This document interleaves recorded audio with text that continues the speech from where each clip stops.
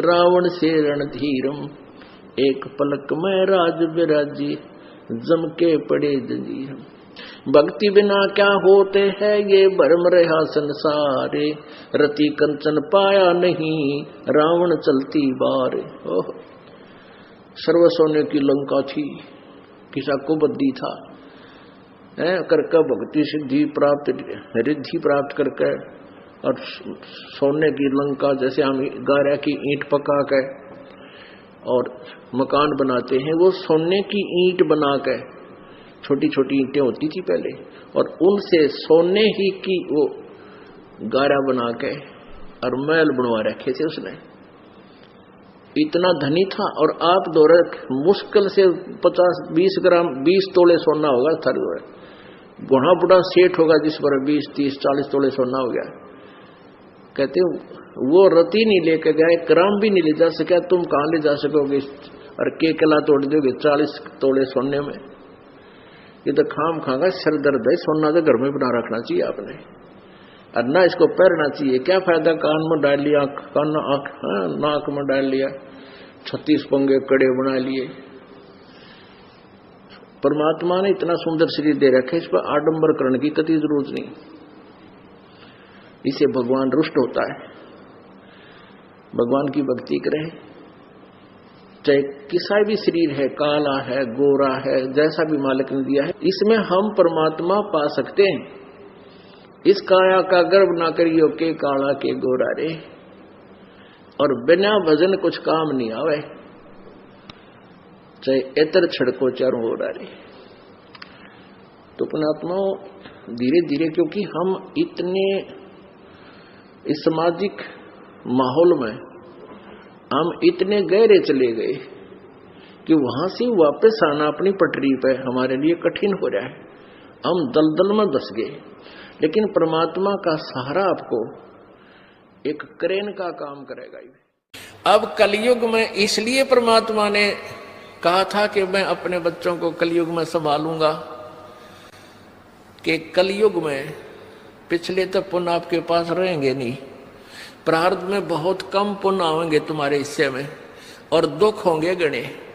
और जो पूजाएं तुम उस समय कलयुग में आप कर रहे होगे, जो काल के द्वारा भ्रमित, कोई देवता की, कोई भैरव की, कोई भूत की, कोई पितर की, या काल के द्वारा भेजे गए नकली संतों की, ये 10-12 संत पंथ बना रखे हैं, 15-16 पंथ हैं, और भी ये नए नए पंथ चल गए। इनमें भी आप पूजा कर रहे होगे तो भी आपको लाभ नहीं होगा, क्योंकि आपके पिछले संस्कार नहीं हैं। तो उस समय परमेश्वर ने कहा था कि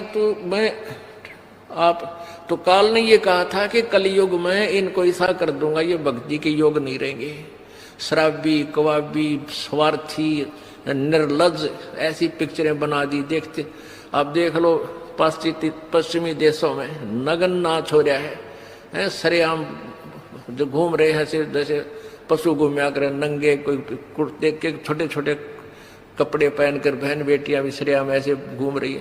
तो ऐसी निर्लज्जता कर दे। अब ये हमारे समाज में भी घर करने लगी। पहले ओठों पर लिपस्टिक, ये नाखून पॉलिश और उस तरह के लटक मटक, ये पाउडर चटक मटक, ये कोई बहन बेटी हमने करती नहीं देखी। ऐसी वो वैसाएं किया करती थी, उनको घटिया औरतें माना करते थे। और आज देख लो, जब कोई भी पीछे नहीं रही बहन बेटियां, इसी बूंदी पॉलिश लाऊंगी, पूरे नौ न लाल कर लेंगी, मुंह ऐसा बूंदा लाल, देखते बूंदा शक्ल भी ना अच्छी लगे। तो इस तरह की ड्रामाबाजी इस काल ने करवा दी, हमें निर्लज बना दिया। और सरेआम डांस करती हैं ब्याह शादी में, बेटियां नाचे, उड़े बाप नाचे, उड़े बेटी नाचे, उड़े माँ नाचे। अरे थारा गजब, इधर वैसा ही नाचा करती थी कि तो बंद कोठों में, आज सरेआम नचा दिए काल ने हमारे को। हम निर्लज हो गए। अब इस समाज को देखो, कल बताया था आपको कि इस शिक्षा का अवगुण घना है, लाभ एक है। और ये लाभ सब अवगुणों को सेट कर देगा। कि अवगुण ये है कि निर्लज्जता, चातुरता, हम एक दूसरे के जो है ना प्रिय नहीं रहे, अपनी चतुरता के कारण काग बन गए, काग क्या करता है कि जैसे कौवा होता है, गधे की चोंच कमर टूटी होती है और उस दुखती उस जख्म को ही दूनी चोंच मार मार कर उससे खाता है।